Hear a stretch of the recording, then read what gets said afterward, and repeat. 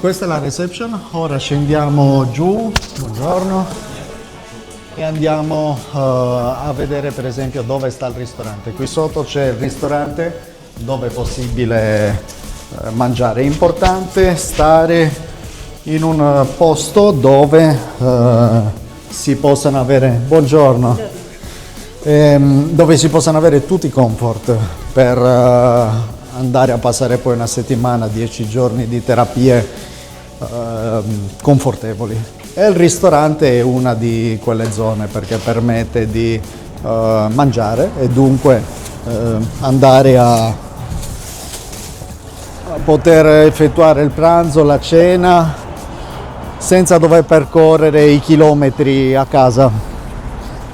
E qua, come vedi, questo è l'ingresso della clinica Dottor Palmas. Sotto c'è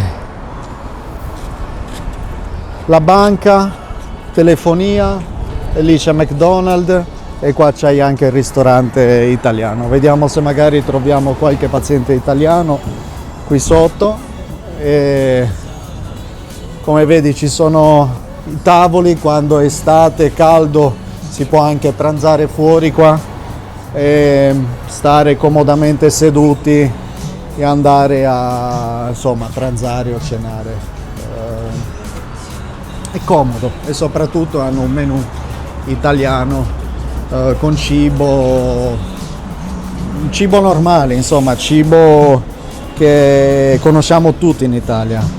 La zuppa, la matriciana, le tagliatelle Alfredo, pasta col salmone, i ravioli, il pesce, l'orata, il filetto e le immancabili pizze.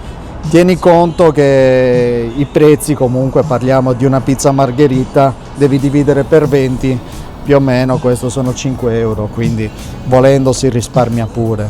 Se io dovessi vedere, che ne so, un piatto di ravioli, sono anche qui 6 euro.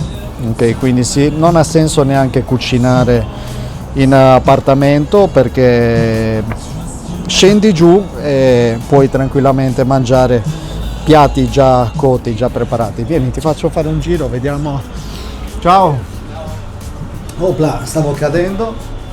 E questo è il ristorante. Abbiamo il ristorante dove vengono i pazienti, mangiano e poi tornano su a essere operati. Ciao!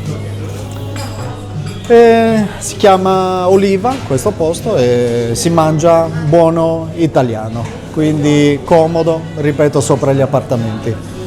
Ora andiamo a vedere gli appartamenti, casomai, anzi te li faccio vedere nel prossimo vlog. Un saluto da Dottor Palmas.